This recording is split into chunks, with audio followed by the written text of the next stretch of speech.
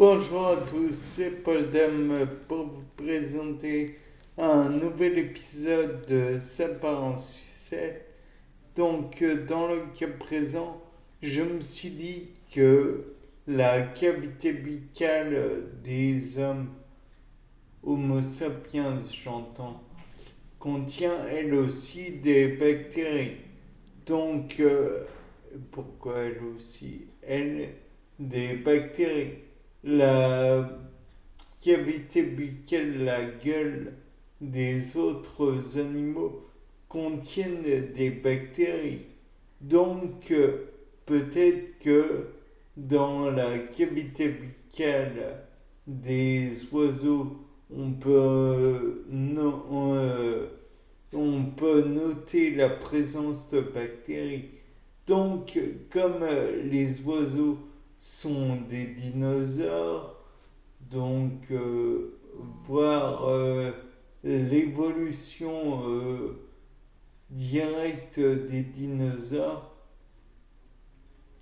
alors peut-être est-il envisageable de trouver dans les fossiles de gueule de dinosaures des bactéries, voire des paléobactéries, parce que ou au moins des traces de ces paléobactéries, puisque à la limite ils étaient en contact direct avec leur environnement.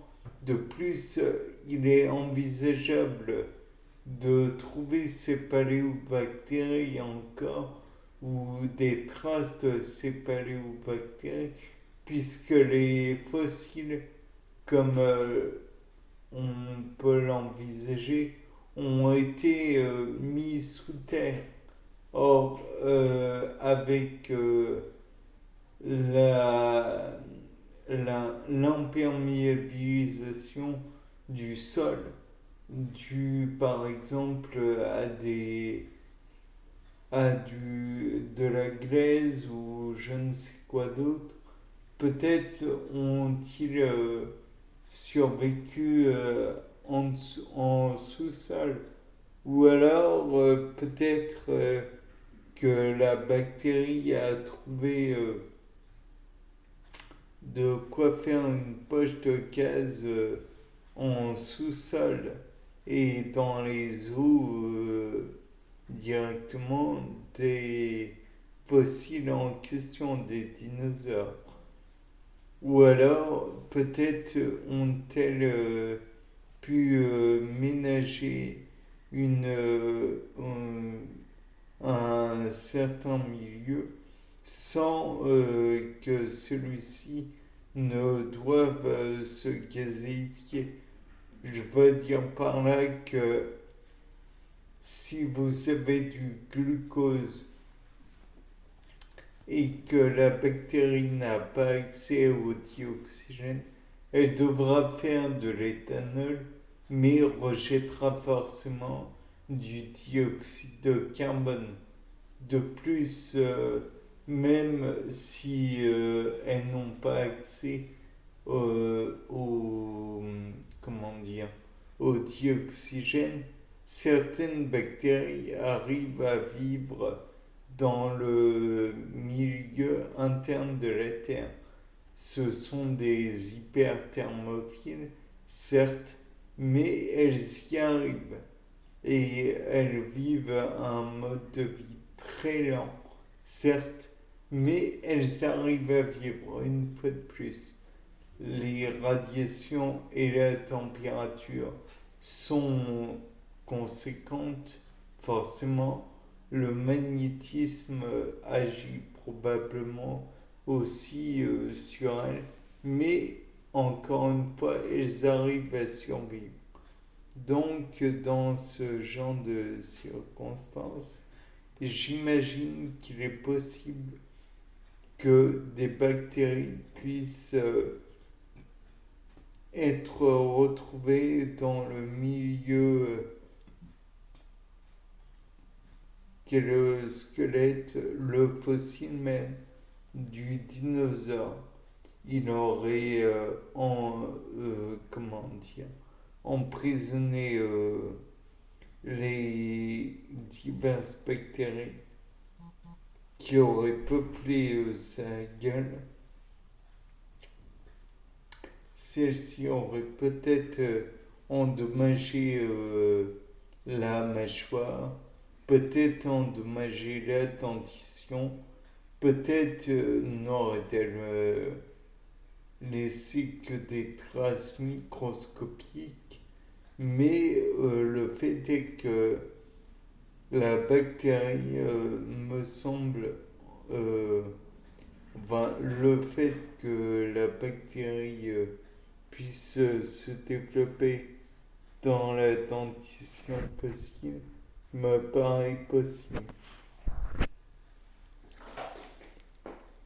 Naturellement, on peut envisager aussi qu'elle ait consommé la moelle des os du dinosaure.